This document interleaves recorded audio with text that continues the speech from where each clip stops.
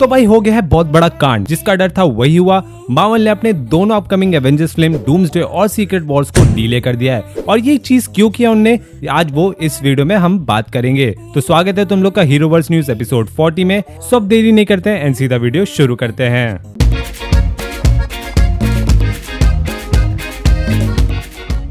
तो चलो सबसे पहले बात करते हैं मार्वल स्टूडियोज के अपडेट्स की। तो सबसे पहले भाई एवेंजर्स के जो अपकमिंग मूवीज हैं वो डिले कर दिए गए हैं, जिसमें से एवेंजर्स डूम्सडे को 1 मई 2026 से सीधा 18 दिसंबर 2026 कर दिया गया है। साथ ही साथ एवेंजर्स सीक्रेट वॉर्स को 7 मई 2027 से 17 दिसंबर 2027 कर दिया गया है। एंड ये ऑनेस्टली करना जरूरी था, क्योंकि मूवी में आने में सिर्फ 1 साल ही बचे थे एंड मूवी की शूटिंग जस्ट चालू ही हुई है। यानी कि मूवी की शूटिंग से लेके पोस्ट प्रोडक्शन से लेके फिर आफ्टर रीशूट्स के से आगे तक बढ़ने में बहुत ज्यादा टाइम लगेगा, जो कि ऑनेस्टली मेरे हिसाब से एवेंजर्स लेवल मूवी के लिए बहुत ही कम टाइम है। एंड ने मूवी डिले करके बहुत ही अच्छा किया, जिससे ये लोग और बेटर क्वालिटी मूवी बना सके। जैसे कि तुम्हें पता है कि मार्वल स्टूडियोज अब अपनी मूवीज की क्वालिटी कंट्रोल करने की कोशिश कर रही है। साथ ही साथ ये मूवी अब मार्वल हग नहीं सकती। अगर मार्वल ने एवेंजर्स 5 और सीक्रेट वॉर जैसी बड़ी मूवीज हक दी तो भाई एवेंजर्स की और मार्वल की फ्रेंचाइजी हमेशा के लिए डेड हो जाएगी मेरे हिसाब से। आई मीन तुम द न्यू एवेंजर्स को ही देख लो। इवन दो ये मूवी ने $355 मिलियन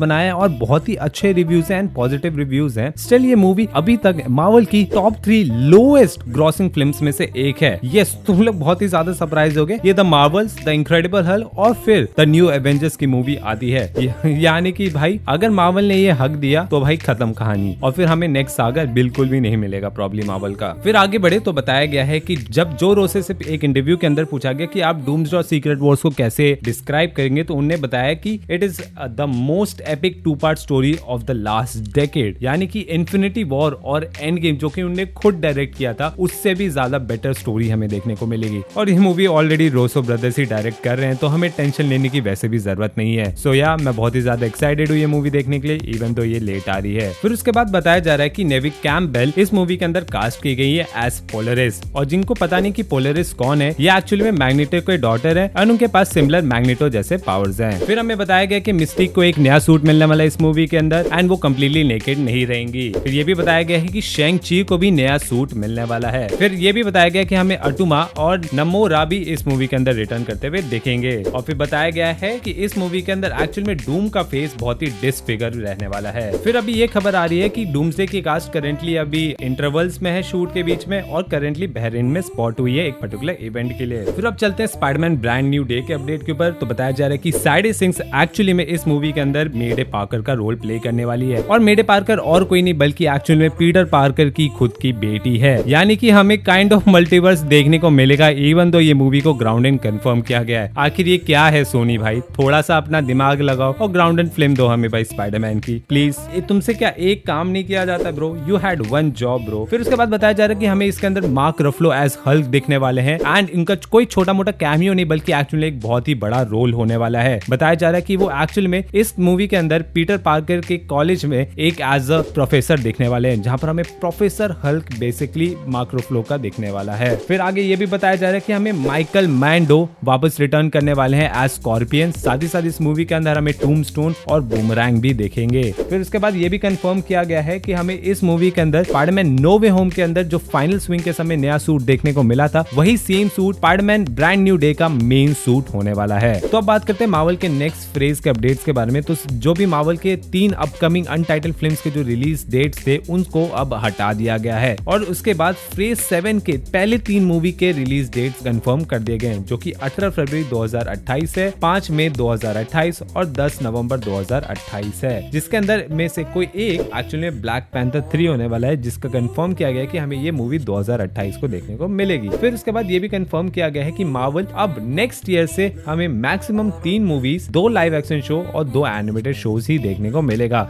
जैसे कि तुम्हें मैंने पहले बताया है कि मार्वल क्वालिटी कंट्रोल करने की कोशिश कर रहा है, and this is one of the first steps जो कि वो मार्वल कर रही है। उसके बाद ये भी कंफर्म किया गया है कि नोवा मार्वल के नेक्स्ट सागा के अंदर एक बहुत ही बड़ा रोल प्ले करेगा, जैसे कि लूकी ने किया मल्टीवर्स सागा के अंदर। फिर अब बात करते हैं आयरन हार्ट शो की। तो हमें फाइनली इस शो का ट्रेलर देखने को मिला after a really long time, and finally हमें इस शो के अंदर मैकेनिकल सूट्स देखने को मिले, which are looking honestly absolutely fucking amazing, and हमें फाइनली नैनो टैक्स से छुटकारा मिला, ठीक है, जो कि भाई बहुत ज्यादा हो गया था। साथ ही साथ ये भी कंफर्म किया गया कि ये शो 3 एपिसोड के साथ प्रीमियर करने वाली है एंड हमें जो बाकी के 3 एपिसोड बचे हुए वो अगले नेक्स्ट वीक ही दिख जाएगी, यानी कि पूरा शो सिर्फ 2 हफ्ते में कवर अप कर दिया जाएगा। साथ ही साथ ये ट्रेलर रिलीज होने के बाद बहुत लोग एंग्री ये हैं कि शायद रीरी विलियम्स का जो आयरन हार्ट है वो एक्चुअली में आयरन मैन का मेंटल लेने वाली है, जिसको रायन कुगलर ने कंफर्म किया है कि एक्चुअली में रीरी विलियम इसके अंदर आयरन मैन का मेंटल लेने की कोशिश नहीं कर रही, बल्कि खुद के पाथ को फॉर्ज करेगी एंड अपनी लेगेसी क्रिएट करेगी, जो कि टोनी स्टार्क से कंप्लीटली डिफरेंट है। वो टोनी स्टार्क की लेगेसी ले नहीं रही बल्कि खुद की लेगेसी बना रही है, बस वो टोनी स्टार्क से इंस्पायर्ड हुई है। जैसे कि कॉमिक्स में वन ऑफ द कैंग के वेरिएंट आयरन मैन से इंस्पायर होकर आयरन लैड बनता है। फिर अब बढ़ते हैं डेयरडेविल सीजन 2 के अपडेट के ऊपर। तो चार्ली कॉक्स ने कंफर्म कर दिया है कि हमें क्रिस्टीन रिटर हमें जेसिका जोन्स के रोल्स में रिटर्न करते हुए देखेगी डेयरडेविल बॉर्न अगेन सीजन 2 के अंदर। साथ ही साथ चार्ली कॉक्स ने यह भी बताया है कि हमें बहुत सारे फन कैमियोज भी दिखने वाले हैं सीजन 2 के अंदर and he is really excited for it and hopefully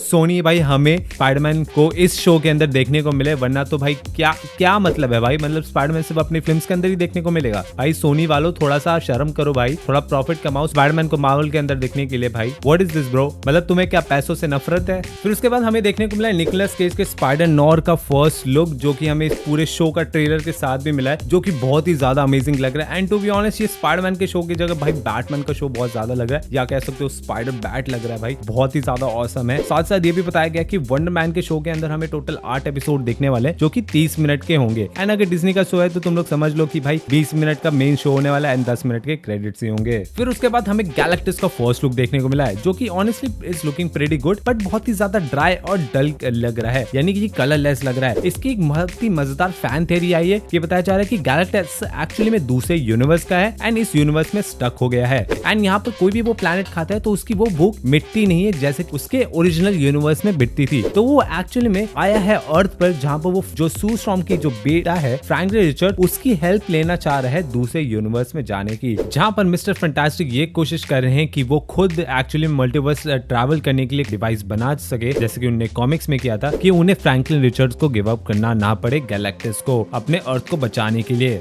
आज हमें ये बताया गया है कि फ्रैंकलिन रिचर्ड्स के पास ऐसी पावर्स हैं कि वो reality manipulation, creation and teleportation जैसे पावर्स हैं उसके पास, जो कि गैलेक्टिस को हेल्प करेगा दूसरे यूनिवर्स में जाने के लिए। सो यार ये थी फैन थ्योरी जो कि मैंने तुम्हें बताया है एंड ये थ्योरी बेसिकली इस चीज के ऊपर बेस्ड है कि जैसे कि हमें पता है कि हर इन्फिनिटी स्टोन हर यूनिवर्स में अलग होती है एंड कम्प्लीटली डिफरेंट होती है, वैसे ही गैलेक्टिस भी डिफरेंट है पर यूनिवर्स के हिसाब से एंड गैलेक्टिस की जो भूख फुलफिल्ड होती है वो एक्चुअली में अपने खुद के यूनिवर्स में होती है। सो यार that is the fan theory basically. फिर उसके बाद हमें बताया जा रहा है कि द पनिशर स्पेशल के अंदर विलन होने वाली है, वो एक्चुअली में एक फीमेल क्राइम बॉस होने वाली है, जो कि मेरे हिसाब से भाई शेरन कार्टर होगी, क्योंकि हमें जैसे कि falcon and the winter soldier के अंदर देखने को मिला था कि अब वो CIA में वापस आ चुकी है पोस्ट के अंदर एंड उसके पास अब गवर्नमेंट सीक्रेट एंड वेपन्स के पूरा एक्सेस है, जो कि वो ब्लैक मार्केट के अंदर निकालना चाह रही है। तो पॉसिबिलिटी कि हमें वो एज अ विलन देख सकती है शो के अंदर, क्योंकि पनिशर ऐसे लोग के ही पीछे जाता है। फिर उसके बाद हमें कंफर्म किया गया कि हमें अल्ट्रॉन और जोकास्टा विजन क्वेस्ट के अंदर देखने को मिलेंगे, और साथ ही साथ ये भी कंफर्म किया कि जोकास्टा टाइना मिलर प्ले करने वाली है इस शो के अंदर, जो कि भाई साहब क्रेजी होने वाला है। And Jocasta was one of the disc जो कि हमें एवेंजर्स एज ऑफ अल्ट्रॉन के अंदर देखने को मिला था, जब टोनी स्टार्क अपने सारे AI के डिस्क निकाला था। सो ये थी मार्वल की अपडेट। तो वीडियो में आगे बढ़ने से पहले ये बताना चाहूंगा about 96% of your watching are not subscribe to this channel, तो प्लीज अगर वीडियो अच्छी लग रही है तो चैनल को सब्सक्राइब जरूर कर देना। तो अब चलते हैं DC के अपडेट्स के ऊपर। तो भाई साहब बताया जा रहा है कि द बैटमैन 2 की शूटिंग चालू हो जाएगी अर्ली 2026 में एंड हमें अक्टूबर 2027 तक मिलेगी। भाई साहब ये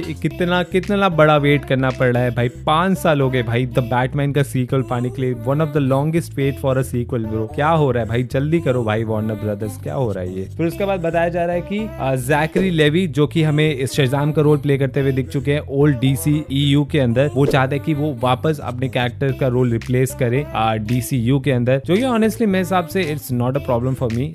ही वाज रियली फन कैरेक्टर जो हमें देखने को मिले थे शज़ाम के अंदर। मेरे हिसाब से अगर प्रॉपर फ्रेश राइटर्स दिया जाए तो उनका कैरेक्टर बहुत ही अच्छा थ्राइव कर सकता है DCU के अंदर। फिर लास्ट नॉट द लीस्ट, फिर हमें सुपरमैन का भी ट्रेलर देखने को मिला, जहां पर हमें कि सुपरमैन और क्लार्क कैंट की जो पर्सनालिटीज है वो कंप्लीटली डिफरेंट है। जहां पर क्लार्क कैंट एक बहुत ही इंट्रोवर्ट एंड अनकॉन्फिडेंट कैरेक्टर है, जहां पर सुपरमैन एक बहुत ही कॉन्फिडेंट और एक्सट्रोवर्ट कैरेक्टर है। एंड वो चीज हमें ट्रांसफॉर्मिंग वॉइस में देखने को मिलती है यहाँ पर, जैसे कि ये क्लिप तुम ही खुद ही देखो। Superman. Miss Lane. यार ये चीज देखने में ना बहुत ही ज्यादा मजा आ रहा है। एंड इसमें एक्चुअली में हमें क्लार्क कैंट और सुपरमैन के अंदर डिफरेंस देखने को मिल रहा है, ना कि सिर्फ एक चश्मा जो कि इन दोनों की पर्सनालिटी डिफरेंट कर रहा है, जो कि बहुत ही ज्यादा कूल है। और ये चीज हमने बस एक ही पुराने सुपरमैन मूवी के अंदर देखने को मिला था। वो क्लिप तुम लोग खुद ही देखो। There's something I have to tell you. I'm really. I was at first. यानी भाई ये बहुत ही कूल फॉर शैडोइंग है और एक्चुअली में सुपरमैन को बहुत ही यूनिक बनाता है। साथ ही साथ इस मूवी का हमें रन टाइम ही कंफर्म हो गया, जो कि 122 मिनट्स होने वाला है, यानी कि 2 hours 2 minutes होने वाला है। यानी कि प्रॉपर्ली बैलेंस्ड है, यानी कि ज्यादा छोटी भी नहीं है, रश्ड भी नहीं है और ना ही ज्यादा लॉन्ग है, घींचतानी गई नहीं है। ठीक है, जैसे जैक स्नाइडर कट्स में किया गया था। सो दैट्स इट, तुम लोग पूरी तरह से अपडेटेड हो चुके हो। अगर वीडियो अच्छी लगी तो वीडियो लाइक कर देना, दोस्तों का शेयर कर देना और ऐसे अमेजिंग कंटेंट फ्यूचर में एंजॉय करने के लिए चैनल को सब्सक्राइब करना मत भूलना। तो मैं मिलता हूँ तुम लोग को अगली वीडियो में। Take care, bye bye, piece.